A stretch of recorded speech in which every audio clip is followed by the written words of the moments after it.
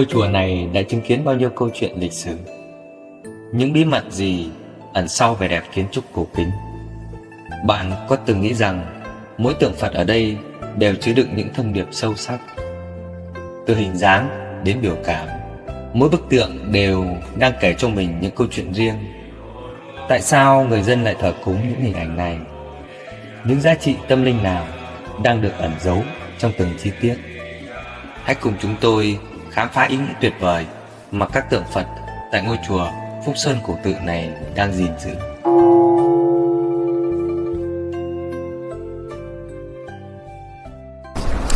Xin chào quý vị và các bạn. Nằm cách thành phố Bắc Giang 17 km về phía tây bắc, Phúc Sơn Tự tọa lạc trên ngọn núi Phượng Hoàng, xã Cao Xá, huyện Tân Yên, tỉnh Bắc Giang.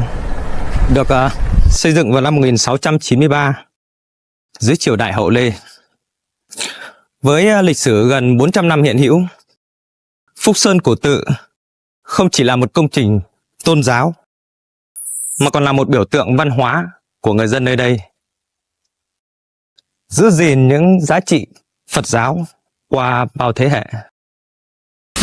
Trong những năm tháng kháng chiến chống thực dân Pháp và đế quốc Mỹ, chùa là căn cứ bí mật để bàn thảo kế hoạch của du kích, là trạm xá nơi trú ẩn tạm thời cho quân và dân ta.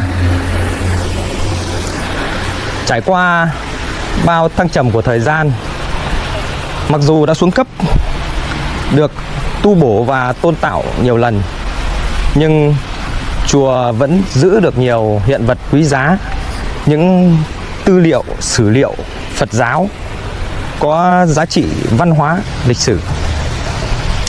Năm 2021, thì được sự quan tâm của Giáo hội Phật giáo Việt Nam và tấm lòng của các nhà hảo tâm cộng đồng, thì chùa đã được trùng tu và khánh thành vào ngày 16 tháng 12 năm 2023.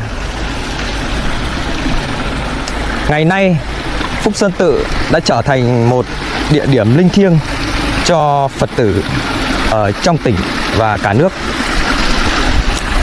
Không chỉ dừng lại ở việc thờ tự, mà chùa Phúc Sơn còn là nơi tổ chức các khóa tu mùa hè, các lớp học đạo đức cho các thanh thiếu niên, góp phần gìn giữ những nét đẹp văn hóa truyền thống của quê hương Tân Yên với ý chí quật cường, hiên ngang và nhân hậu.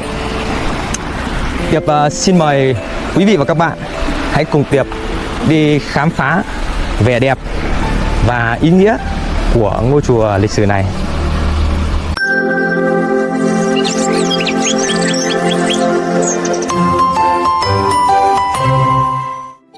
Chùa sở hữu kiến trúc độc đáo với tiền đường 2 tầng mái, tất cả được lợp ngói mối hài cùng những đao dâng cao ở các góc. Toàn bộ hệ thống cột kèo được làm bằng gỗ lim, đục chạm khắc tinh xảo, thể hiện tay nghề cao của các nghệ nhân. Thượng điện gồm có 3 gian, tòa Tam Bảo theo hình chữ công gồm tiền đường 5 gian, và ở đây thì có 2 gian đầu hồi liên kết với lại hành lang hai bên, nơi thờ 18 vị La Hán theo mẫu chùa Tây Phương. Phía sau là dãy nhà tổ 7 gian cùng nhà thờ mẫu thiết kế hình chữ đinh với tiền tế và hậu cung. Đặc biệt, nhà thờ Tứ Ân thể hiện triết lý hiếu của Đức Phật, nhấn mạnh đạo đức, tri ân, báo ân. Trước mắt của chúng ta đây là Đài Quan Âm.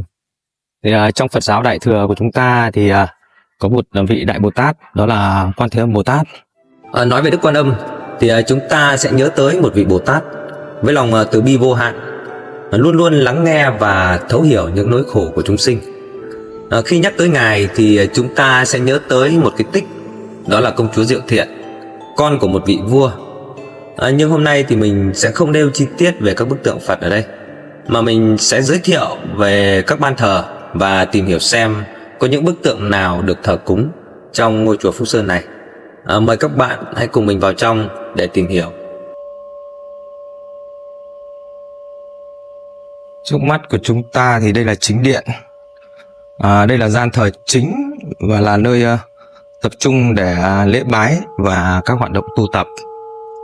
Thì, chính giữa sẽ là Ban Tam Bảo. Nhưng mà chúng ta sẽ ghé qua đây một chút để trả lời cho câu hỏi Đức ông là ai và tại sao hầu hết các ngôi chùa Phật giáo truyền thống đều có một ban riêng thờ Ngài Đức ông. Ngài Đức ông thì là một thương nhân cực kỳ giàu có ở vương quốc của Ấn Độ cổ đại và là đệ tử tại gia của Đức Phật Thích Ca Mâu Ni. Ông tên thật là Tu Đạt, vì nổi tiếng thường xuyên chu cấp và giúp đỡ những người nghèo khó, cô đơn và bệnh tật, nên mọi người kính trọng, ngưỡng mộ, tặng cho ông biệt hiệu là cấp cô độc. Ngày xưa thì có một cái sự tích liên quan là Ngài là một vị đại thí chủ đi theo Đức Phật Thích Ca để hộ pháp, và có cúng dường cho Đức Phật Thích Ca các khu đất để làm chùa, làm cái nơi tu tập trung cho chư tăng. Đó, thế từ cái hình tượng đấy thì người ta đã có một cái hình ảnh của một cái vị là hộ pháp, một cái vị mà cư sĩ Phật tử thường ở các cái nơi có cái công đức rất là lớn để tạo dựng nên một cái ngôi chùa ở cái vùng nào đó, thì cái vị Đức ông sẽ đại diện cho vị đó, đại diện cho vị đó. Và vì là Đức ông có cái công lao xây dựng tôn tạo, cúng dường cho chư tăng, cho Đức Phật, những cái ngôi chùa, những cái khu đất làm tịnh xá, làm cái nơi để thờ cúng, để tu tập đó, cho nên ấy, nhân dân cũng thường thờ cúng. Và khi người ta đến là có thể người ta sẽ đến cái ban Đức ông xin, giống như Đức ông là trong vô hình là một cái vị mà quản lý cái ngôi chùa đấy. Thì người ta sẽ xin Đức ông để cho người ta đi lễ bái. Nên khi mà đầu tiên người ta vào, có thể là người ta sẽ tới ban Đức ông đầu tiên, người ta xá và người ta xin Ngài Đức ông để cho phép con đi lễ bái. Sau đó người ta mới bắt đầu người ta ra đến ban Tam Bảo, người ta lễ. Đấy, Đức Phật là cao nhất, cho nên là lễ thì người ta sẽ lễ là phải là lễ từ ban Tam Bảo đi. Những bức tượng và các ban thờ.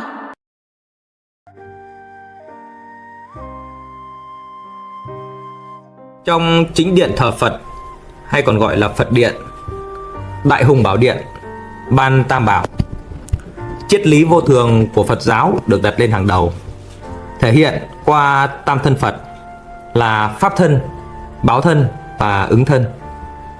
Cách bài trí các tượng Phật ở chính điện theo đúng ý nghĩa ấy.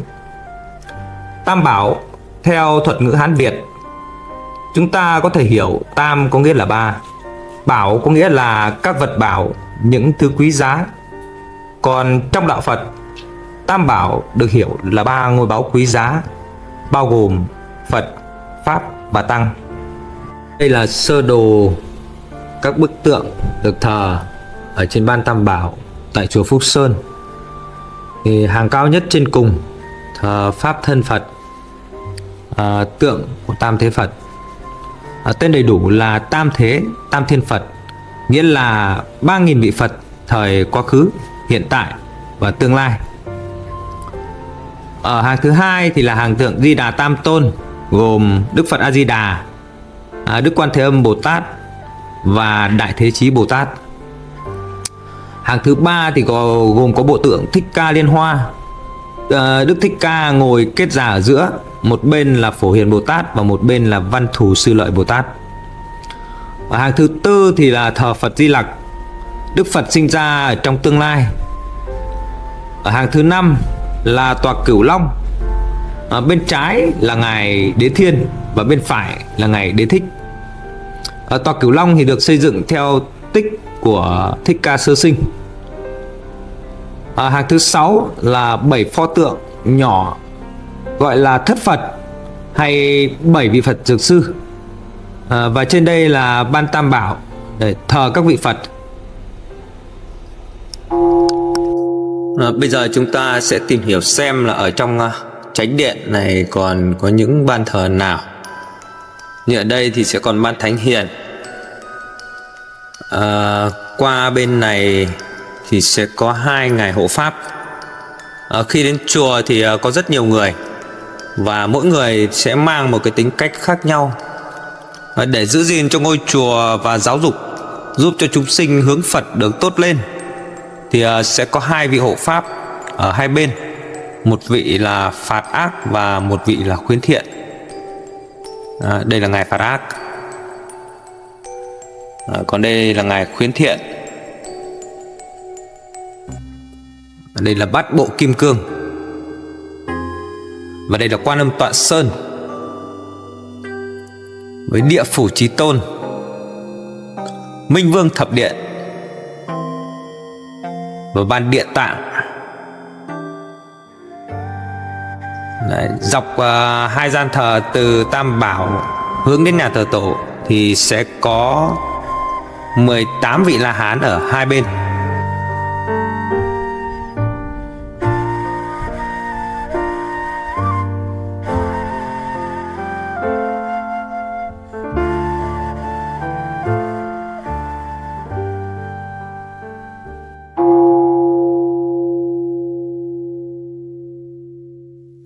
Ở đây là nhà thờ tổ 7 gian, thì ở chính giữa sẽ là Ban Tam Tổ Trúc Lâm, và một bên là Tổ sư Bồ Đề Đạt Ma, và một bên là Ban Lịch Đại Tổ sư Việt Nam. Bên tay trái của chúng ta đây là nhà thờ mẫu với thiết kế chữ đinh, bao gồm tiền tế và hậu cung. Cung mẫu được đặt ở chính giữa với tam tòa thánh mẫu, vua cha Ngọc Hoàng, Nam Tào, Bắc Đầu, ngũ vị tôn quan cùng các vị trầu bà và các ông hoàng. Tại gian nhà mẫu của chùa Phúc Sơn thì có thờ hai vị thánh cô là cô Bơ và cô Chín. Bên cạnh đó thì có hai ban nhỏ thờ cậu bé Bản Đèn và cô bé Bản Đèn. Dịch ra phía bên ngoài thì có ban Trần Triều. Ban này tượng trưng cho các vị anh hùng dân tộc thời nhà Trần. Và ban Sơn Trang, đây là vị chúa Sơn Trang có từ thời vua Hùng, là hiện thân của mẫu Thượng Ngàn, cai quản vùng núi rừng. Ở phía bên dưới thì sẽ có ban Ngũ Hổ, là một trong những vị quan binh nhà Thánh, cai quản ở vùng núi rừng, có sức mạnh thiêng liêng, trấn giữ ở các phương và canh cửa ở các ngôi đền. Tiếp theo thì chúng ta sẽ đến với lại nhà Ninh, hay còn gọi là nhà Tứ Ân. Thì không gian ở đây chúng ta sẽ có 3 ban thờ chính. Giữa là ban Tự Ân, có tượng của Đức Phật Di Đà, tượng của ngài Địa Tạng Vương Bồ Tát và ngài Đại Hiếu Mục Kiền Liên Bồ Tát.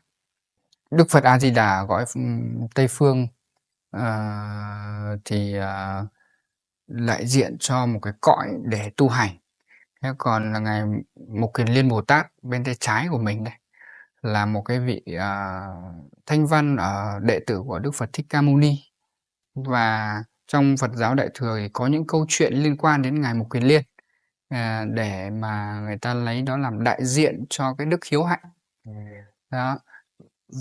Và khi mà chúng ta tới nhà vong ở đây là thường là nơi để thờ cúng các vong linh, để mọi người bà con Bách Gia Chăm họ, dân làng ở các thôn rồi xung quanh vùng muốn gửi cái vong linh của các cụ, những người thân quyến của mình ấy, được về nơi đây để là tu tập và có thể là được nghe kinh, nghe pháp.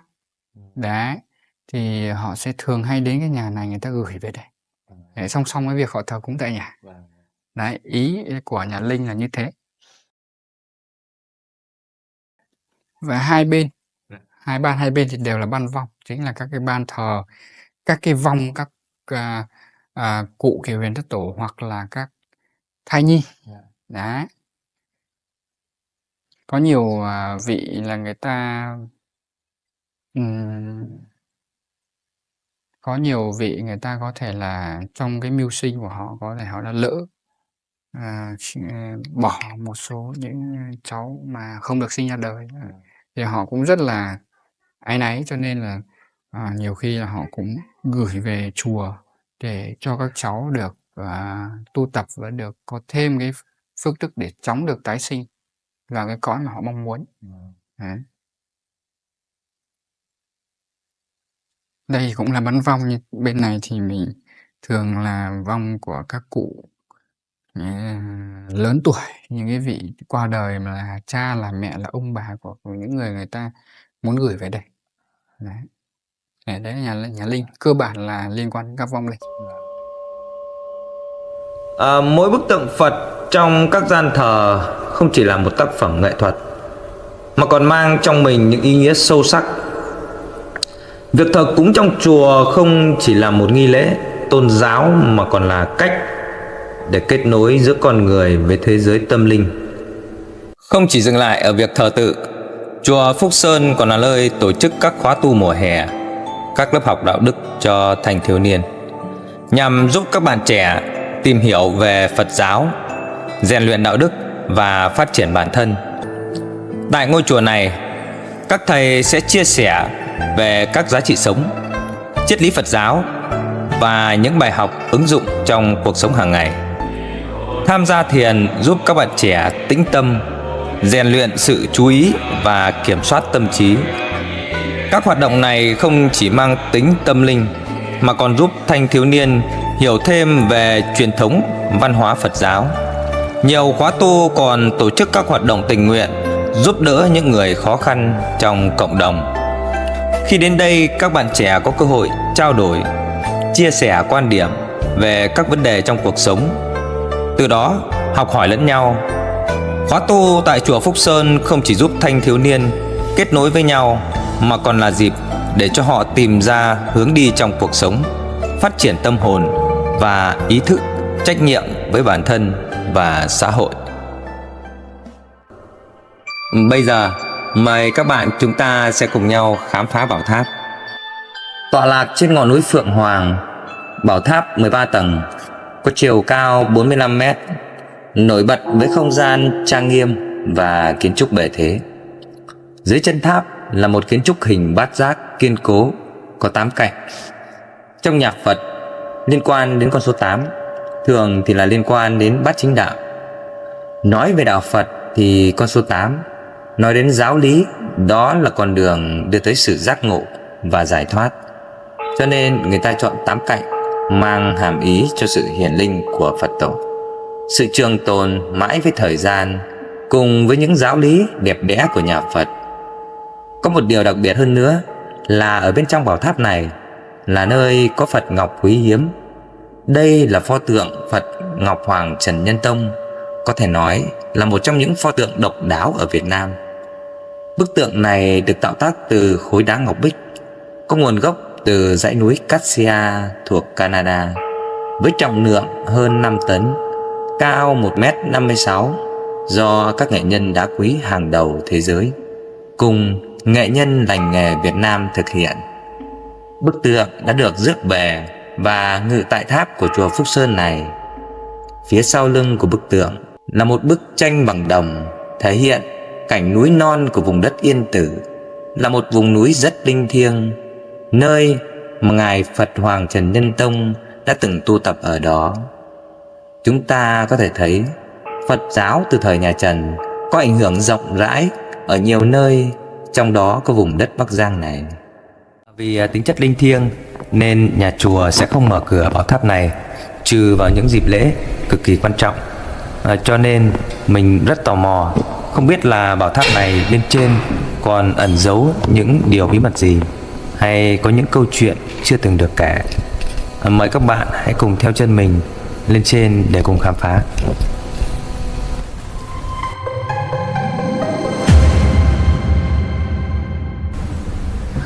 Ở tầng thứ 2 ở đây chúng ta thấy ở đây là một cái bánh xe chuyển luân theo cái văn hóa Phật giáo Mật Tông Tây Tạng. Đấy. Và những người ta đi lễ bái ở một số nơi, ví dụ như người ta tới chùa Tây Thiên, có thiền viện Tây Thiên và một cái ngôi chùa theo Mật Tông ấy, thì họ rất hay là chuyển luân sờ vào những cái cột trụ như này, xoay với hàm ý là gì? Là Phật pháp đã bắt đầu được luân chuyển. Cái thời kỳ đầu tiên khi mà Đức Phật bắt đầu, khi Ngài chứng đạo xong, Ngài bắt đầu đi thuyết pháp cho 5 anh em triều Trần Như đấy, Lúc đó được gọi là Pháp bắt đầu vận chuyển, và từ cái điều đó mà cho tới ngày nay nó được hình tượng hóa trở thành là cái bánh xe chuyển pháp luân. Đấy, Phật Pháp bắt đầu được lan truyền tới khắp thế gian. Đấy, đây là một cái biểu tượng đầu tiên chúng ta thấy. Ở bên trên chúng ta có một cái bức tranh được vẽ theo vẫn phong cách mật tông. Đó là cái sơ đồ, một trong những cái sơ đồ khá là nổi tiếng. Trên đây thì cũng có các hình tượng của các vị Phật, các vị Bồ Tát, nhưng mà theo văn hóa của Phật giáo Tây Tạng. Đấy. Để tìm hiểu những bức tranh như vậy và những hàm ý bên trong thì chúng ta sẽ cần rất nhiều thời gian. Chúng ta có những bức tranh được vẽ ở bên mặt tường bên này, là tranh về các cái giai đoạn của hiện thân của Đức Bồ Tát Quán Thế Âm. Bồ Tát Quan Thế Âm thì trong cái câu chuyện của công chúa Diệu Thiện có nhắc tới nhiều cái thời kỳ của Đức Quán Thế Âm, và cũng như là có những cái lúc mà Ngài hóa độ chúng sinh đó. Mỗi bức tranh này nó là một giai đoạn, một câu chuyện đó, và để tìm hiểu nó thì chúng ta sẽ phải đào sâu rất là nhiều. Đây một vị, đây là cái vị đồng tử mà bái Đức Quan Âm này. Vị này là vị đi theo để hộ tá cho Đức Quan Âm để giúp Ngài hành thiện đây này. Đó. Đây cũng có một vị đồng tử khác. Thường nói đến Đức Quan Âm Bồ Tát sẽ có hai vị đồng tử đi kèm. Đây là một vị khác, đây là nữ đồng tử. Đấy. Còn khi chúng ta xem bộ phim Quán Thế Âm Bồ Tát, chúng ta thường hay nhắc tới Hồng Hải Nhi đấy. Đấy. Đây cũng chính là một biểu tượng Quan Âm Tọa Sơn đây này, mà chúng ta thờ ở trong chánh điện này.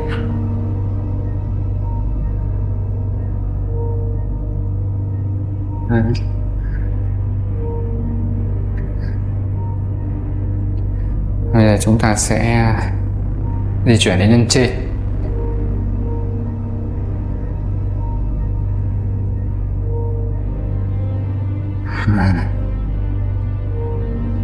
Ở trên mỗi một tầng ở đây chúng ta có rất nhiều bức tranh theo văn hóa Phật giáo Tây Tạng, trong mật tông. Những vị Đại Bồ Tát, những vị Liên Hoa Sinh rất là đặc sắc. Tầng thứ ba này, theo không gian bên trong thì cũng như vậy, có những bức tranh ví dụ như là hiện thân của Đức Bồ Tát Quan Âm, có nhiều tay, Đức Phật Mẫu Đại Chuẩn Đề. Đấy, mỗi một tay cầm một loại khí giới thể hiện cho một loại phương tiện hóa độ của Đức Quan Âm. Đấy. Toàn bộ các tầng tiếp theo của chúng ta vẫn tiếp tục là những bức tranh hiện thân của Đức Bồ Tát. Trong Phật giáo Tây Tạng thì rất là nhấn mạnh tới thần thông và sự linh thiêng. Những cái điều này thì có lẽ là Phật giáo Tây Tạng họ đã khai thác rất là mạnh. Các bức tranh ở trong bảo tháp không chỉ đơn thuần là tác phẩm nghệ thuật, mà còn là công cụ thuyết pháp, phản ánh cuộc đời của Đức Phật, các vị Lạt Ma danh tiếng cùng chư vị Bồ Tát và Thánh Thần. Một trong những đề tài phổ biến nhất là Pháp Luân. Những bức tranh màu sắc này thể hiện nhiều chủ đề Phật giáo khác nhau, như hình ảnh Đức Phật tọa thiền, hành trình cuộc đời của Ngài, Dược Sư Phật và nhiều hình ảnh khác. Thông qua những hình ảnh này, chúng ta không chỉ hiểu rõ hơn về giáo lý Phật giáo, mà còn tìm thấy nguồn cảm hứng và động lực trong cuộc sống. Cảm giác khi đến đây đó là sự bình yên và tĩnh lặng. Không gian xung quanh thường rất thanh tịnh, với tiếng chuông chùa vang vọng và hương trầm nhẹ nhàng lan tỏa. Điều này giúp chúng ta có thời gian suy ngẫm về cuộc sống, tìm kiếm sự cân bằng trong tâm hồn. Giữa cuộc sống đầy bộn bề, hãy dành cho mình những khoảnh khắc tĩnh lặng để lắng nghe và chiêm nghiệm. Sự bình an không chỉ là một đích đến, mà là một hành trình mà mỗi chúng ta đều có thể tìm thấy, bắt đầu từ những điều giản dị nhất. Hãy để những giá trị của Phật giáo làm ngọn đèn soi sáng con đường sống của chúng ta, khơi dậy lòng từ bi và sự hiểu biết trong mỗi hành động và suy nghĩ. Sau những trải nghiệm ở đây thì mình đã được các thầy ở tại chùa Phúc Sơn này cung cấp thêm một số thông tin thật là thú vị. Có lẽ mình sẽ tìm hiểu thêm, và hẹn các bạn ở video tiếp theo mình chia sẻ về những điều cơ bản nhất trong văn hóa đạo Phật. Ví dụ như là khi nhắc đến đạo Phật thì người ta sẽ nhắc đến điều gì đầu tiên, và người ta đi chùa tu tập thì người ta tu tập cái gì, hay là cách đi chùa như thế nào.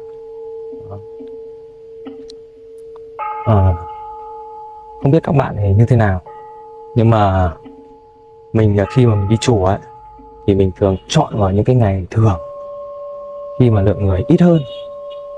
Đấy, khi đó thì mình sẽ có nhiều thời gian hơn để trò chuyện với các thầy, tìm hiểu sâu hơn về những giáo lý cơ bản, những điều quan trọng nhất trong đạo Phật. Nên việc đi chùa thì không chỉ dừng lại ở việc thờ tự hay là cầu nguyện, mà cái sự giác ngộ cho chúng ta có thể tìm thấy được cái sự bình yên ngay qua những lời dạy của Đức Phật. Bây giờ thì cũng đã muộn rồi, thì mình xin phép được tạm dừng video ở đây. Chúc quý vị và các bạn thật nhiều sức khỏe. Xin chào và hẹn gặp lại.